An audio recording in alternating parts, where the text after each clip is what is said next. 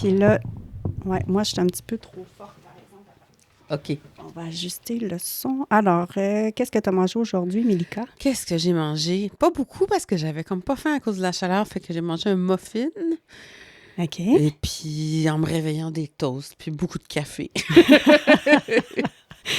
Hey, moi, je suis plus Euh, capable de boire du café. C'est vrai? Depuis Comment que j'ai ça? accouché de mon dernier enfant, C'est vrai? ça a débalancé je sais pas, ma tolérance au café. Ah, Puis c'est bien ça me flyé. fait, là, shaker de partout. Je te jure, je me Oh sens pas bien mon pendant comme Dieu. 3 heures. Ben oui, parce que c'est ça, la durée de l'effet du café, c'est à peu près 3 heures. Donc, si ça te réussit pas, t'en as pour 3 heures à C'est souffrir. too much, Ouais. là. C'est vraiment too much. Wow! T'as combien d'enfants? 3? OK. Puis à Ouais, quel âge, le troisième? 12 ans. OK. Fait que ça fait 12 ans que je bois plus Que de tu café. bois plus de café. Mais ton matcha est excellent. Oui, c'est ça. Au moins, je bois du Ben matcha. oui. Attends un petit peu, j'ai comme de la misère Pas à de me... problème. C'était moi. OK, parfait. Parfait. On peut les On peut enlever. les enlever. Le test de son est fait. Super. Mélika Abdelmoumen, merci tellement. Merci à toi de me recevoir. C'est Tellement. vraiment un bonheur. Merci infiniment. J'avais si hâte, mais si hâte. En plus que tu sois chez moi aujourd'hui, Merci. c'est un honneur. C'est un honneur pour moi. Merci vraiment de me Honnêtement, recevoir. t'es Merci l'autrice. beaucoup. Tu le sais pas, là, à quel point tu m'as fait découvrir des choses. Merci. Je ne connaissais pas Baldwin, je ne connaissais pas Styron, Ouais. je ne te connaissais pas. Je suis quand même pas mal moins connue qu'eux autres, donc c'est normal. Dans mon cas, c'est très normal. Oui. T'es l'autrice de Baldwin, Styron Oui. et moi.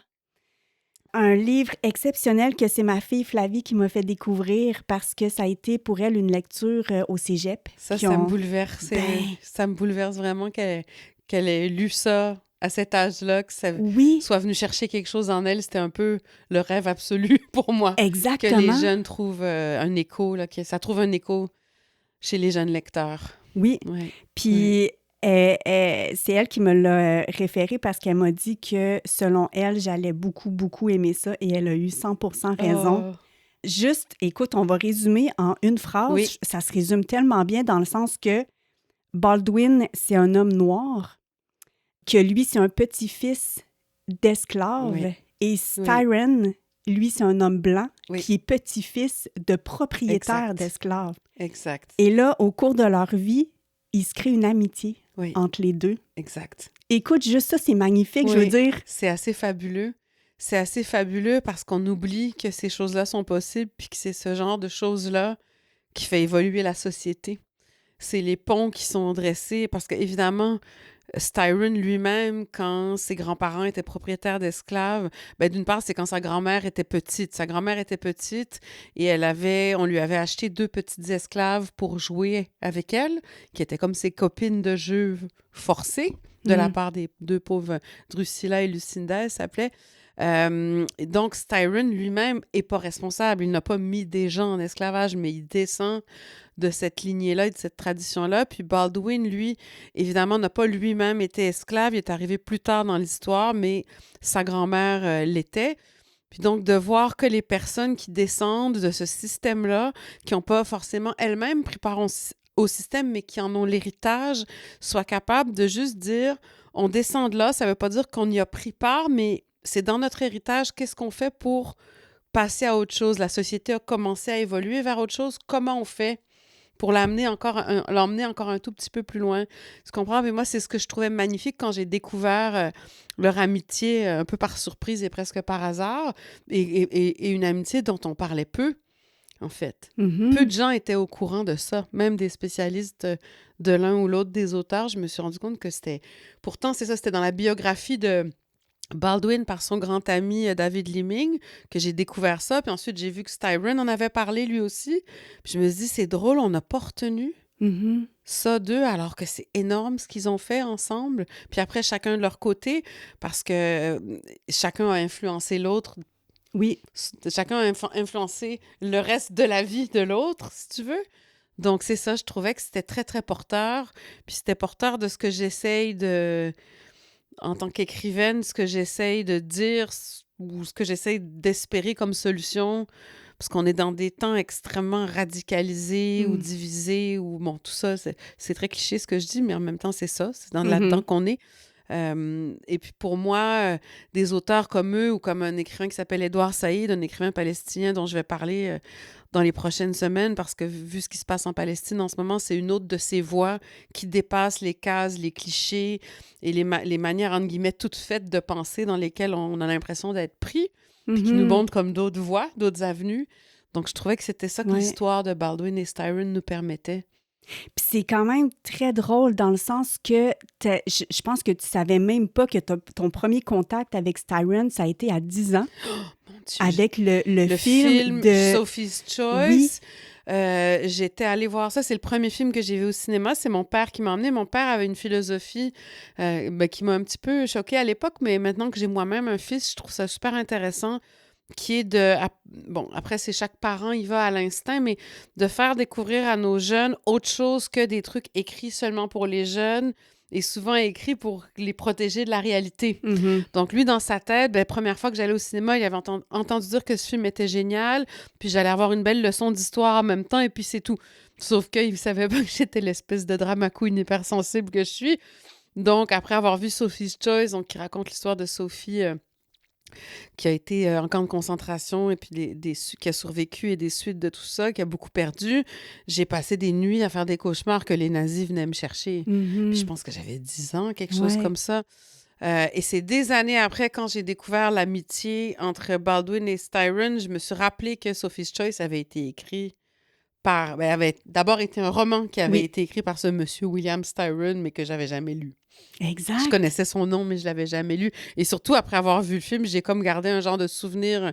C'était comme, ça m'avait tellement hanté que je n'osais pas Mhm, aller vers le livre du tout, du tout, du tout, qui est ouais. finalement un des plus beaux livres que j'ai lus de ma vie, parce Mm. que j'ai fini par le lire Ben beaucoup plus oui, tard. plus tard, ouais, Puis c'est c'est un ça. roman extraordinaire, un des plus grands romans que j'ai lus.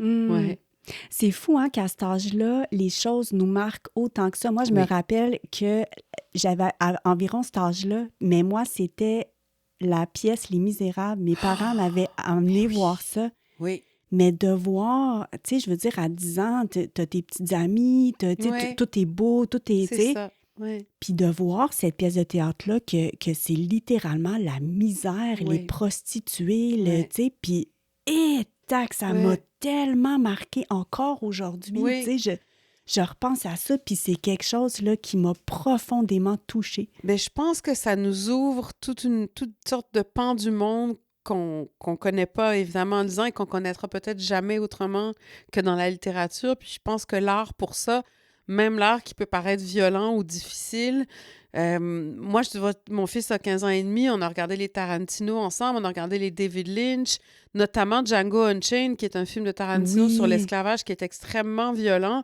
Mon fils a eu un commentaire très drôle parce qu'on a regardé ça avec mon mari qui trouvait ça vraiment très, très, très violent. Puis mon fils lui a répondu, mais tu sais, c'était beaucoup plus violent pour les esclaves à l'époque. Donc, j'ai trouvé qu'il y a une Ah, sensibilité, mais il me ressemble tellement. là-dessus. On a la couenne dure, comme on dit, là, au niveau du cinéma, où le film de Substance, qui est un film hyper féministe sur les violences que les femmes se font pour pas vieillir, ça l'a énormément marqué. Puis donc, je partage ça avec lui, ce que je pense mon père a partagé avec moi, Mhm. où sur le coup, j'étais un peu choquée, mais en y repensant, je me dis, mais il m'a ouvert les yeux Oui, sur le monde, et puis le monde, il n'est pas toujours beau. Mais exact. en même temps, de dire la laideur du monde, ça peut se faire dans une œuvre qui est d'une grande beauté. Tu vois ce que je veux Mhm. dire? Donc, ça m'a comme appris très jeune ça. Et puis, c'est sûr que, par exemple, Baldwin, aussi Styron d'une autre manière, mais Baldwin, il parle vraiment d'une des choses les plus laides du monde, qui est le racisme, et ben, qui sont le Mhm. racisme et l'homophobie. Et c'est sûr que ce qu'il décrit dans tous ses livres, c'est vraiment laid, mais Ouais, ça devient des chefs-d'œuvre d'une grande beauté. Tu vois ce que je veux oui. dire? Donc, pour moi, il y a ça aussi dans Baldwin, Styron et moi, il y a le fait de dire le pouvoir de la littérature et le pouvoir de la lecture sur nous. Mhm. Ouais. Puis Baldwin, écoute, il était quand même là ami avec Malcolm X, Oui, Martin oui, Luther oui, King, oui, puis Medgar Evans. oui, Lui, je le connais moins, par exemple, mais je veux dire, ces trois amis près de lui qui ont été oui. assassinés, c'est quelque chose, là. Tu sais, il C'est était dans ces incroyable. années-là, lui. Ben, c'est drôle parce qu'il y a un film qui s'appelle I Am Not Your Negro, qui est un film de Raoul Peck, documentaire sur Baldwin, qui a été fait, je pense que c'est en 2016. Moi, j'ai découvert Baldwin en 2005 dans le cadre d'un club de lecture avec mes amis. Je vivais à Lyon à l'époque, puis on était une bande d'amis britanniques, canadiens, américains, allemands et français. Puis on voulait tous préserver notre anglais, donc on s'est fait le Lyon Book Club. C'est des amis qui sont restés très présents dans ma vie, même si je suis revenue au Québec. Et j'ai découvert Baldwin dans ce cadre-là. Mais il était à peu près oublié à l'époque. Ceux du groupe qui sont un peu plus âgés, Paul et Ian, l'avaient étudié à l'école, mais ceux de mon âge et plus jeunes, on ne le connaissait pas. Ce qui est quand même hallucinant quand on y pense. L'année d'après, donc, Raoul Peck a sorti pardon, I Am Not Your Negro. Et là, ça a un peu remis James Baldwin, entre guillemets, au goût du jour.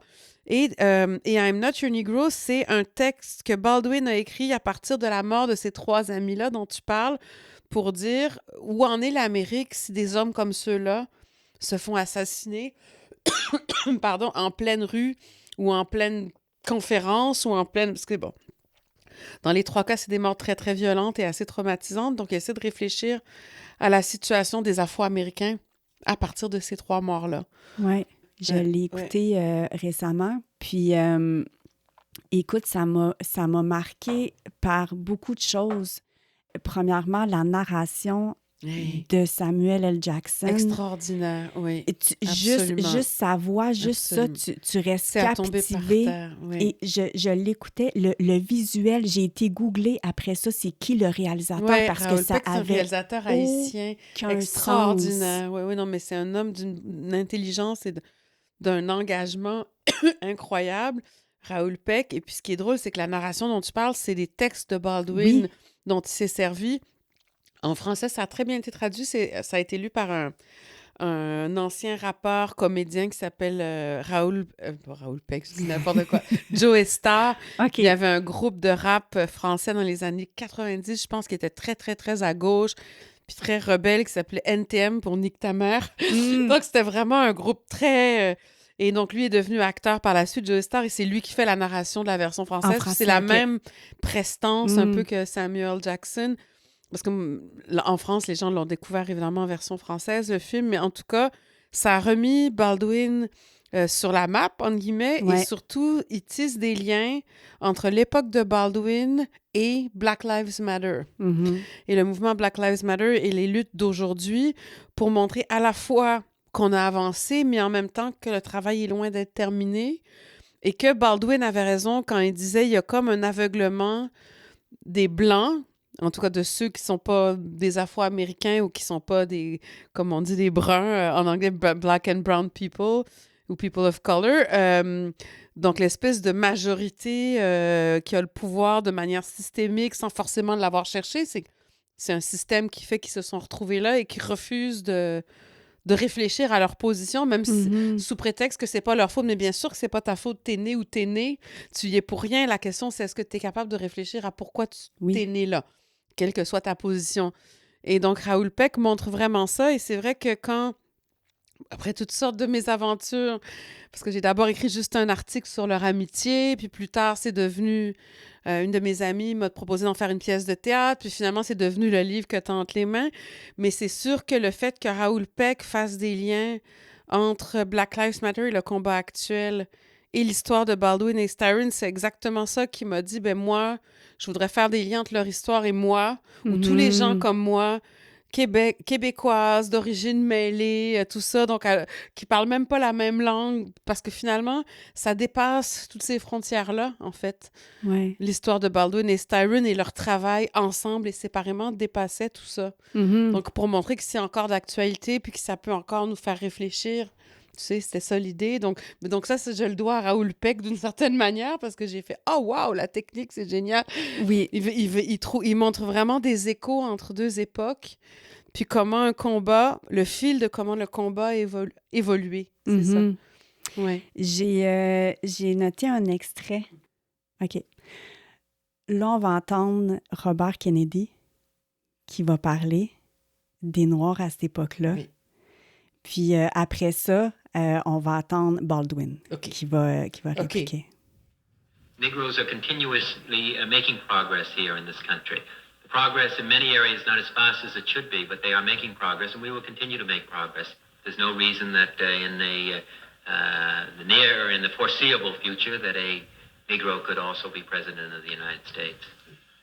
I remember, for example, when the ex-Attorney General, Mr. Robert Kennedy, said that it was conceivable that in 40 years in America we might have a Negro president. And that sounded like a very emancipated statement, I suppose, to white people. They were not in Harlem when this statement was first heard, and did not hear, and possibly will never hear, the laughter and the bitterness and the scorn with which the statement was greeted. From the point of view of the man in the Harlem barbershop, Bobby Kennedy only got here yesterday. And now he's already on his way to the presidency. We've been here for 400 years, and now he tells us that maybe in 40 years, if you're good, we may let you become president. It was a dream, just a dream. Puis là, on voit des Noirs avec le drapeau américain et il va s'en venir Barack Obama avec Michelle, qu'on va voir très bientôt. Je veux juste qu'on entende la foule.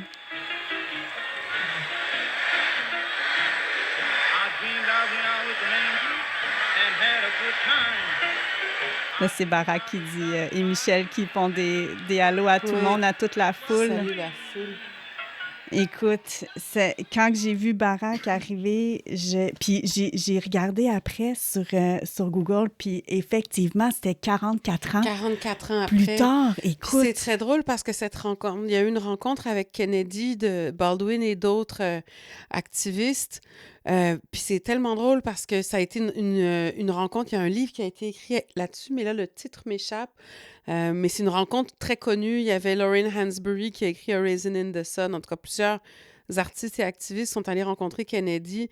Puis le sujet discorde, Baldwin, il en parle un petit peu, c'est qu'en fait, Kennedy, c'était un fils d'immigrés irlandais et ils avaient plus facilement accès au pouvoir que les Afro-Américains qui étaient arrivés aux États-Unis depuis qu'ils avaient été emmenés dans des bateaux et volés comme on vole des objets dans leur pays. Donc, c'est là l'espèce de discorde qu'on entend dans le discours de Baldwin, c'est que lui, il croit que... Puis en même temps, c'est vrai, il croit que il est donc généreux de dire ça aux Noirs, Kennedy, mais lui, il est arrivé avant-hier. Puis c'est lui ça. Qui... Donc, c'est la colère, mais ça, c'est la colère de Baldwin que j'apprécie et que je trouve très importante. Parce qu'effectivement, Kennedy a eu raison. C'est arrivé 40 quelques années après. Donc, il avait raison, mais il reste que pourquoi 44 ans après, pour un Afro-Américain, un Africain-Américain, et 3 jours avant ou 3 ans avant pour un descendant d'immigrés irlandais. Donc, les deux ont raison, mais ça, c'est beaucoup un truc qui revient souvent dans le livre, là, que le fameux « les deux ont raison ».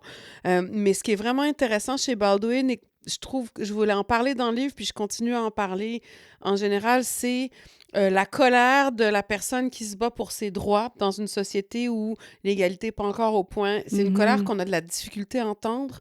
Moi, je sais que je l'exprime en tant que descendante de père tunisien et de mère québécoise dans une période où être arabe, c'est vraiment pas une bonne période pour être arabe. Le pire, c'est que quand j'ai écrit le livre, c'était déjà pas une bonne période, mais là, en ce moment, c'est pire. Et bref, quand je parle de ça, notamment devant des amis que j'aime beaucoup, qui n'ont pas ces origines-là, c'est toujours compliqué. J'ai toujours peur de les secouer parce que je deviens fâchée. Il n'y a rien qui justifie ça. Et Baldwin, c'est un peu ça, sa colère. Puis, ou je sais pas, mon ami Michel Jean, écrivain autochtone, des fois, c'est difficile. Mais on peut pas... il dit ça aussi, Baldwin, « If you are good », si tu te comportes bien, tu vas avoir toi aussi ce que j'ai. Et ça suffit, cette attitude de si tu te comportes bien, Oui. on a les mêmes droits les uns et les Exact. autres, on est tous des humains. Bref, donc je trouve ça super intéressant que tu aies relevé cet extrait-là parce que ça évoque 1 million de choses dans les combats pour l'égalité à l'époque de Baldwin et aujourd'hui, et la question de la colère et la question de tu vas pas t'en tirer si facilement en me lançant des miettes, mais la personne qui lance des miettes ne se rend pas compte qu'elle lance des miettes. Elle veut aider. Ouais. Puis je pense que Kennedy, il y avait sans doute pas une once de malice dans ses Non, propos. non, je sais pas si c'est le mot exact, faudrait que je le réécoute, mais tu sais, de dire que les Noirs sont pas encore parfaits, mais on sent qu'ils travaillent à s'améliorer, tu sais, mais c'est terrible comme discours, Oui, tu sais, je veux dire. oui. Puis comme tu dis, je suis sûre que lui, il pensait bien faire, puis il pensait, Lui, il pense tu sais, que la situation mais- des Afro-Américains était déjà vraiment bien. Et puis, tu as des gens comme Baldwin qui sont là pour dire non.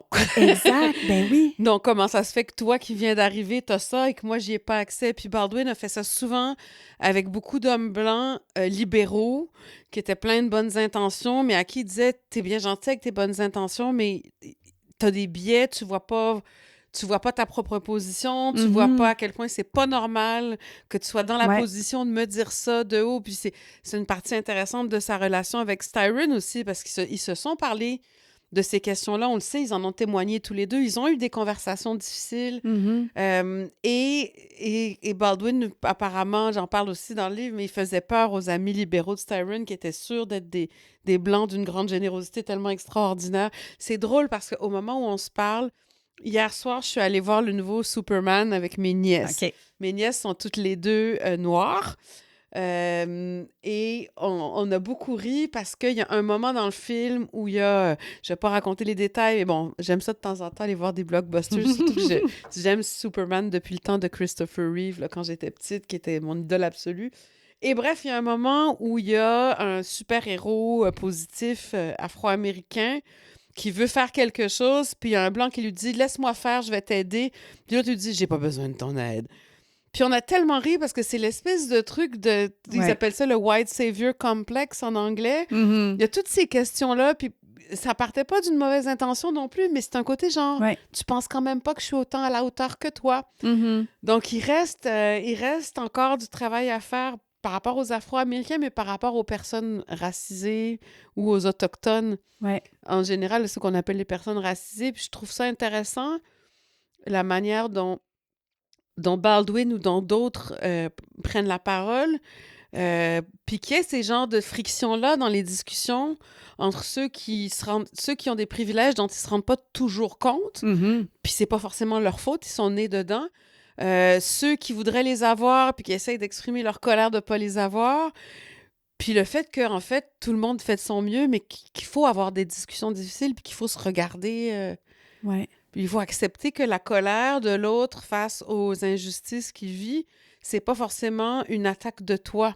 C'est parfois une demande que toi, tu te regardes et que tu regardes quelle est ta position et pourquoi la personne en face qui a pas la même peut trouver ça difficile ou fâchant. Ou, tu vois ce que je veux dire? Donc, je trouve que la relation de Baldwin et Styron, elle contient tout ça.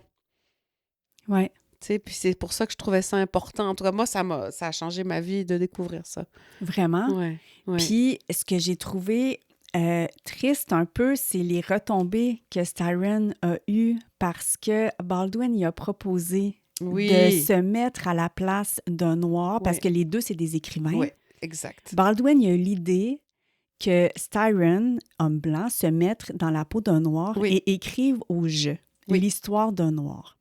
Ce qui semble être une bonne idée dans le sens que ça peut créer de l'empathie. C'est ça. Mais c'était leur idée à tous les deux. Exactement. Ouais. C'était leur idée à tous les deux. Sauf qu'il y a eu deux...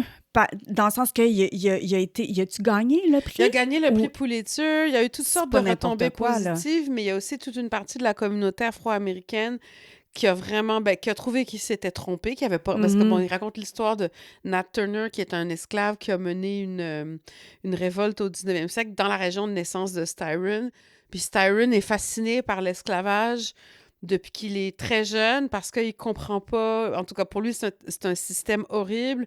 Ses grands-parents en ont fait partie. Il essaie de comprendre comment la société a permis ça, pourquoi on en a encore tellement de traces au moment où il écrit.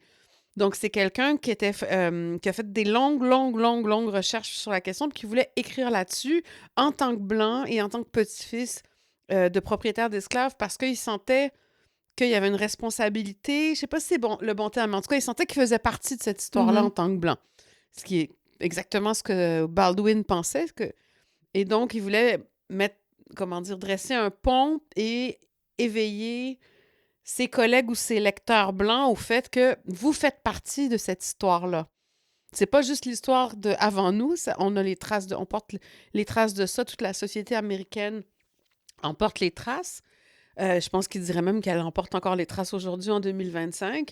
Mais en plus, nous, en tant que blancs, on a un héritage. Notre situation économique existe parce qu'il y a eu l'abus de personnes quelques dizaines d'années, siècles avant nous. Ouais. Et donc, des fortunes se sont construites et nous, on descend, et des situations, et nous, on descend de ça. On les a pas provoquées, mais on en a profité malgré nous. Donc, est-ce qu'on peut juste l'admettre ou est-ce qu'on peut juste y réfléchir? Donc, c'était pas une histoire de flagellons-nous. On fait un show de se flageller parce qu'en général, quand on fait ça, on fait pas grand-chose d'autre que faire un show. Bref, donc c'était super intéressant pour ça. J'ai perdu le fil de ce que je te disais, tu vois. Je suis partie dans une parenthèse et j'ai perdu le fil. Mais bref, tout ça pour dire que... c'est pour ça que Baldwin avait proposé à Styron. C'est ça, il lui a proposé comme pour un peu dresser... Il savait que ça obsédait Styron, puis il lui a dit, en fait, la seule manière pour un gars comme toi de comprendre un gars comme toi, c'est de te mettre dans la peau du personnage. Et il y a une partie de la communauté afro-américaine, donc, qui a dit, en tant qu'homme blanc du Sud... Il réussira jamais totalement à se mettre dans la peau d'un esclave. Après, il y avait toutes sortes de trucs, un peu de misogynie parfois, un peu d'homophobie, parce que les gens disaient Baldwin soutient ça parce qu'il est en amour avec un blanc puis veut faire des bébés avec un blanc. Bon, c'était l'époque, c'était une époque vraiment compliquée. Parce que Baldwin, donc, était ouvertement gay et défendait les droits des gays. Et ce qui est super intéressant, puis c'est ça ce que j'essaie d'étudier dans le livre, c'est qu'il y a eu ce backlash-là, il en ressort des questions qui sont valides, comme il ressort du geste de Styron d'écrire ça, des conséquences positives. Donc, moi, ce que j'essaie de montrer, c'est que quand une œuvre paraît, puis qu'elle essaye quelque chose de nouveau, elle va faire débat, que c'est normal que ça fasse débat et que ça nous fait avancer. Et moi, je suis pas pour censurer les œuvres qui ont fait débat ou les œuvres problématiques. Je suis pour les mettre en contexte et les enseigner pour montrer... parce que les œuvres sont à la fois un geste d'un artiste qui a mis tout son cœur dans quelque chose, même si cet artiste, mettons, on se rend compte que c'est quelqu'un de pas très bien. Et c'est aussi le reflet d'un regard sur une époque. Puis là-dessus, je suis d'accord encore avec Édouard Saïd, dont je te parlais tout à l'heure, qui a beaucoup étudié la littérature du 19 et 20e siècle, donc coloniale et post-coloniale, pour montrer comment chaque grand roman de Jane Austen, d'Albert Camus, tout ça, par le regard singulier de l'auteur sur la société, dit quelque chose d'une position sociale plus générale.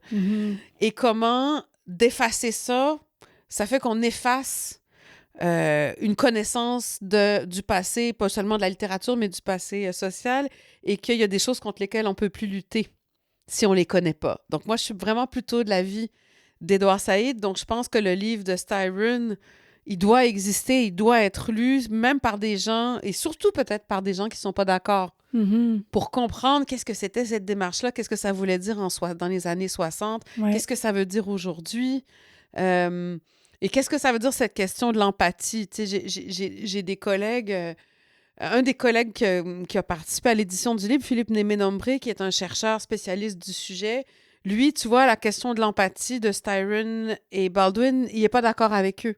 Ça ne l'a pas empêché de lire le livre, de me faire des commentaires brillants au moment du manuscrit sur tel point de recherche où il fallait que je creuse un peu plus, parce que lui, il est vraiment un spécialiste de la question, puis de dire qu'il avait soutenu de soutenir et d'appuyer le manuscrit, il le trouvait bon, même si on n'était pas d'accord. Ben oui, exact. Ouais. Parce qu'il disait c'est un truc intègre et qui tend la main et qui nous invite à réfléchir, qu'on soit d'accord ou non.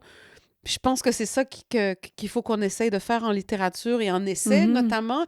Et cet homme-là, Philippe Némé-Nombré, qui a écrit un livre magnifique chez Mémoire d'Encrier et qui a écrit plein d'essais ou d'articles. Je vous encourage à aller lire son travail. On peut ne pas être d'accord avec lui, mais il ouvre notamment sur la question de l'abolitionnisme, l'abolition de la police, tout un mouvement qui compte pour l'abolition de la police et de la prison. Et de la propriété, du fait que tout ça est lié avec le capitalisme. Il y a toutes sortes d'études qui se font de plus en plus, depuis un moment déjà, mais on en parle de plus en plus. Puis, on est d'accord ou pas, ou ça nous inquiète, cette idée-là d'abolir la police, mais une fois qu'on lit ces auteurs-là, on comprend, OK, ça serait pas de dire du jour au lendemain, il n'y a plus de police, ça serait de faire avancer la société de manière à ce que, au lieu d'être dans une société punitive où les personnes défavorisées sont toujours plus punies que les autres, on reconstruit la société autrement, tout ça. Mais pour ça, il faut prendre le temps de le lire. Oui. Même si on n'est pas sûr d'être d'accord. Ben c'est ça, au moins, ça fait réfléchir, ça ouvre des portes sur un autre regard. Puis moi, ça m'a vraiment, en fait, j'ai vraiment compris cette démarche-là. En fait, puis un autre auteur qui s'appelle Rinaldo Walcott, qui a écrit un livre qui n'est pas encore traduit en français, On Property. Ça s'appelle chez Biblioasis en 2021. Et lui, il fait carrément le lien entre l'abolition de la police puis l'abolition de l'esclavage. Il voit une continuité. Parce que qui souffre aux mains de la police puis qui subit des injustices historiquement? C'est les personnes noires et aussi les personnes arabes. Bref, mais dans le cas de On Property, là, c'est la question du fait que c'est les personnes afro-américaines ou afro-canadiennes qui vivent ça. Bref, donc tout ça pour dire que c'est des livres où on peut se dire de prime abord, waouh, c'est un peu intense ce qu'ils proposent, mais tant que tu l'as pas lu. Et donc, c'est pareil avec la démarche de Styron qui s'est mis dans la peau d'un esclave noir, ou la démarche, je parle aussi de John H. Griffin, qui a écrit dans la peau d'un noir, et donc qui s'est déguisé, qui s'est teint la peau pour aller dans le sud profond des États-Unis pour vivre ce que c'est que l'expérience d'être noir. Parce que quand c'était des Noirs qu'il racontait, personne ne le croyait. Donc lui, personne ne les croyait. Donc lui, journaliste, bon, qui avait participé à la résistance en France, puis sauvé des enfants juifs et tout ça. Donc quelqu'un, on peut se dire que c'est quelqu'un d'humaniste. Hein, c'est pas quelqu'un qui a des buts louches. A décidé de faire l'expérience parce qu'il savait que les Blancs le croiraient, lui, vu qu'il est blanc. Dans les années 60, c'était ça. Donc la démarche aussi de Styron, c'était ça. Puis à un moment donné, John H. Griffin, après avoir fait des conférences et soutenu beaucoup de leaders, leaders communautaires afro-américains, après avoir raconté ce qu'il avait vécu, s'est rendu compte que sa présence était de moins en moins nécessaire. Parce qu'au début, un chef de communauté afro-américain, lui, disait la même chose, puis on disait que le chef de communauté exagérait, mais que lui, ça a de l'allure ce que vous dites. Donc, il était là pour appuyer, puis petit à petit, ça a changé, donc il s'est retiré. Mais il y a eu une période où il y avait ces choses-là qui se passaient. Ouais. Donc, c'est super intéressant de voir comment tout ça évolue, de voir comment c'est loin d'être réglé. Puis même, des fois, on a l'impression, on regarde ce qui se passe aux États-Unis, puis bien sûr, on s'inquiète que ça régresse gravement. Vraiment. Ça m'avait tellement bouleversée quand... Griffin? Oui, John H. Griffin, oui. Quand il s'est fait attraper par le Ku Klux Klan. Oui, il s'est fait battre presque à mort par le Ku Klux Klan. Puis il a été obligé de se cacher. Sa famille et lui ont été menacés parce que, bon, il a fait son expérience et il a écrit une série d'articles qui est devenu un livre qui s'appelle « Black Like Me », dans la peau d'un noir, je pense, en français, ça a été traduit. Puis ensuite, il a fait un autre livre qui s'appelle « Beyond Black Like Me », mais celui-là n'a pas été traduit, où il raconte, une fois que le livre est sorti, ça a eu un grand succès. Ça a permis qu'il fasse des conférences partout, alors que lui avait l'impression que ce serait un truc un peu sociologique pointu, et que petit à petit, accompagner des communautés jusqu'à se retirer quand c'était plus nécessaire qu'il soit là, et tous les dangers, tous les malheurs qui lui sont arrivés à cause de cette démarche-là. Oui, vraiment. Ouais. Mais puis pour moi, c'est des gens vraiment admirables qui sortent. Justement, on peut dire que Styron et lui, ou des gens comme Styron et John H. Griffin, ils ont eu le courage de sortir de leur confort, puis ils ont même eu le courage qu'on leur dise « T'es bien gentil, toi, mais t'es blanc. C'est facile pour toi. Parce que toi, quand t'en as assez d'être noir, t'enlèves ton maquillage. Ou quand toi, t'en as assez d'en parler, tu fais un autre livre sur autre chose. Puis donc, Baldwin était aussi beaucoup là pour dire ce genre de choses-là à Styron. Donc, il y a à la fois l'empathie, mais en même temps... Il y a une limite à l'empathie. C'est peut-être ça que Philippe Némé-Nombré voulait dire dans les échanges qu'on a eus. parce qu'il m'a fait beaucoup réfléchir, mais c'est vraiment quelqu'un qui m'a beaucoup aidé à avancer dans ma réflexion. C'est qu'il y a une limite à l'empathie. En même temps, ça peut faire des miracles, mais en même temps, je pense qu'il faut, quand on est dans une position moins difficile qu'une personne en face de nous, il faut aller jusqu'aux limites de l'empathie. Puis quand on arrive aux limites de l'empathie, c'est des conversations difficiles, mais il faut les avoir, je pense. Ouais. Ouais. J'avais noté, attends un petit peu, à un moment donné, Baldwin, il a écrit un livre. Attends un petit peu, je vais le retrouver. OK. C'est pour revenir à que Styron, c'était pas correct, entre guillemets, qui a écrit, qui s'est mis dans la peau d'un noir. J'ai trouvé ça... J'ai trouvé ça bizarre un peu, dans le sens que Baldwin, il a quand même écrit « Face à l'homme blanc », qui s'est mis dans la peau d'un policier blanc. Oui. Puis ça, c'est correct. C'est-à-dire qu'il y a deux choses. Pour beaucoup de gens, dont Baldwin, c'était correct que chacun des deux le fasse, parce que c'était comme ça qu'on pouvait passer par-dessus des clivages autrement impossibles à régler. Donc, lui, de se mettre dans la peau d'un policier blanc raciste, d'essayer de comprendre d'où vient le racisme des Blancs. Je pense que c'est une démarche importante pour les Blancs comme pour les Noirs qui vont le lire. Je pense que la démarche de Styron est importante aussi.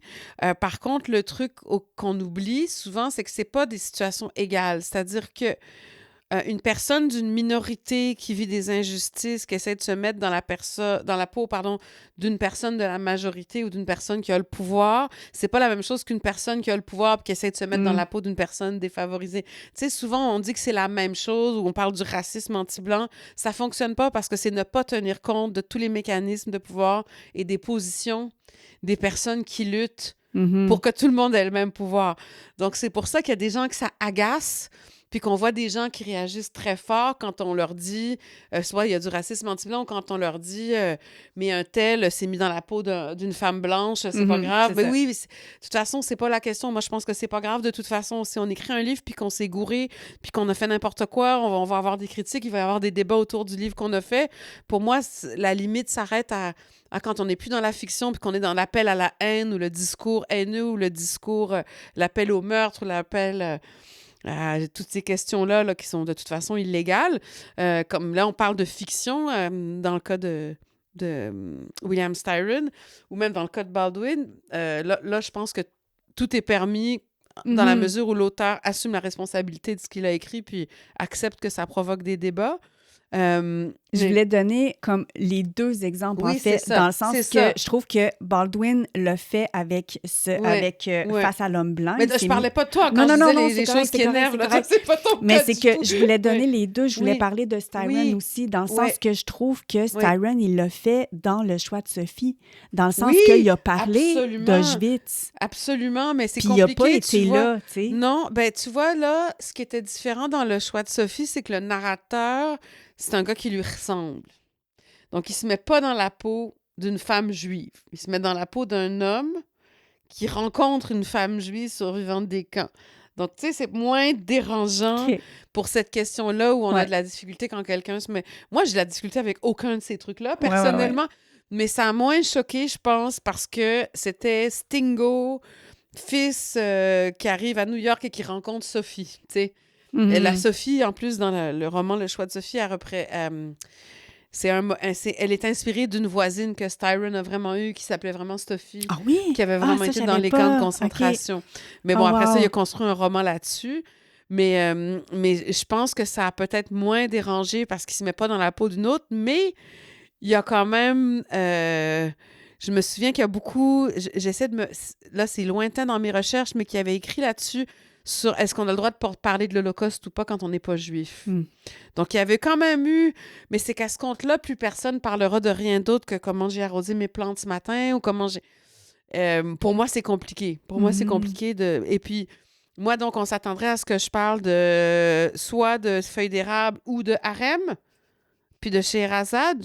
La vérité est nulle part. Bref, tu vois, j'en reviens encore à Édouard Saïd parce que je suis en train de préparer une chronique sur lui, mais il parle du fait que l'identité est une chose complexe et même la culture d'une nation est une chose complexe.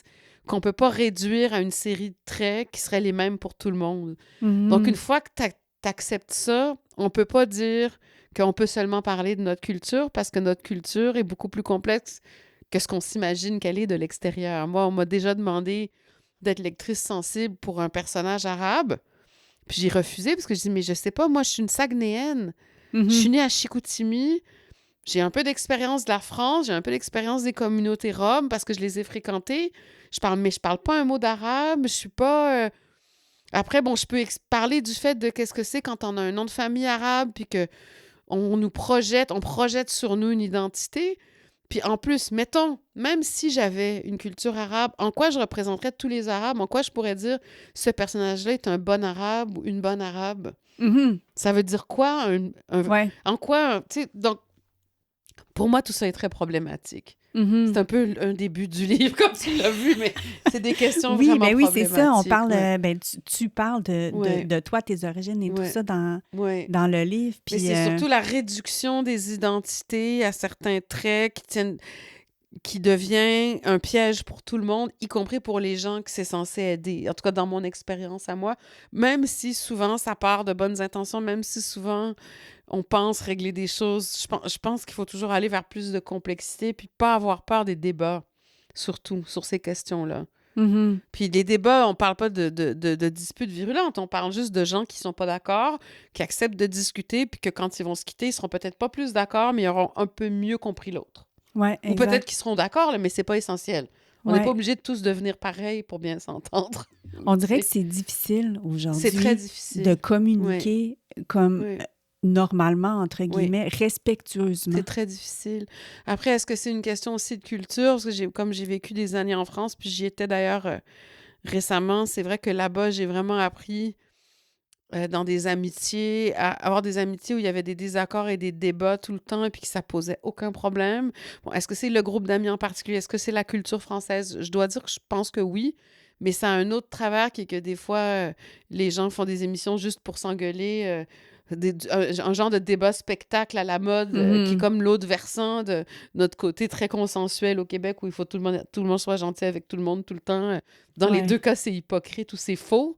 La vérité est quelque part entre les deux, mais je pense que, d'une part, c'est pas autant dans notre culture d'apprendre le désaccord et l'expression du désaccord au Québec. Et en plus, on est dans un moment où tout est... Tu sais, que ce soit les réseaux sociaux, les médias sociaux ou les médias traditionnels, depuis très longtemps, ça fait des décennies que ça s'installe, mais entre le financement publicitaire puis le fonctionnement par clic, plus c'est outrancier, plus ça vend. Donc, comment tu veux garder un espace pour la nuance ou les choses qui prennent leur temps? Mhm. Je suis un peu fâchée contre les médias en ce moment traditionnels. Je Ouais. trouve qu'ils résistent pas suffisamment à cette tendance-là. Mhm. Qu'est-ce qui est venu te chercher le plus, tu penses, dans tout le livre? Parce que tu abordes beaucoup de sujets Oui. dans ce Oui. livre-là. Qu'est-ce qui est venu te chercher le plus, tu penses? Oh, wow! C'est drôle parce que ça change avec les périodes, parce que le livre est sorti en 2022, puis là, il est paru en anglais en mars dernier.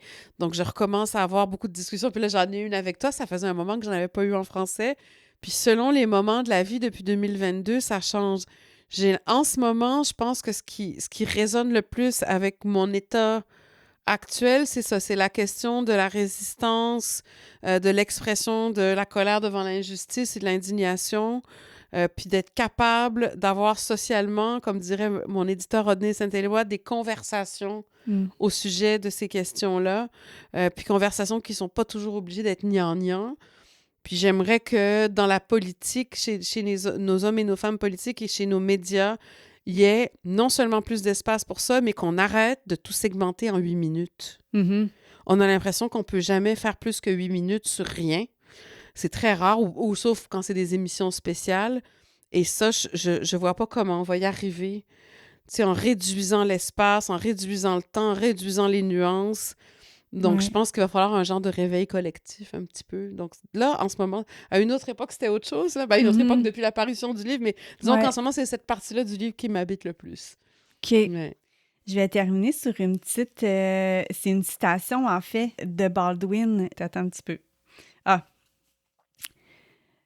ceux qui disent qu'une chose est impossible sont souvent interrompus par d'autres qui la font. Ah oui, non, mais ça, c'est... Je sais pas combien de fois je me suis dit ça les derniers mois, dernières années. Parce je pense qu'on a un discours politique, médiatique, social, des gens que ça arrange pour nous dire que c'est impossible. Ça nous garde dans l'apathie, ce discours-là. Donc, il faut se redire les mots de Baldwin et puis Après, des fois, on tente puis ça fonctionne pas. Hein? Mais c'est un discours qui vise à nous garder là où on est. Surtout quand on n'est pas content. Donc, il faut pas l'écouter. C'est ça que je dirais comme conclusion. Mélika, merci. Merci tellement. À toi. C'est un plaisir immense. Allez vous procurer. Regardez comment il est chou. Ah oui, en plus, cette photo-là est extraordinaire. Écoute. C'est une photo extraordinaire qui dit tout de lui, je trouve. Ouais. Le petit côté malcommode, puis le côté sérénité, le côté généreux, la beauté, tout ça, tout est dans cette photo. Il est magnifique. Je l'aime vraiment beaucoup. Donc, Baldwin, Styron et moi, tout ce qu'on a parlé se retrouve dans le livre pas mal. Tu as tellement fait une recherche incroyable pour ce livre-là. Je tiens à te dire un énorme bravo parce que beaucoup. C'est si complet, si bon. J'ai adoré. Merci beaucoup.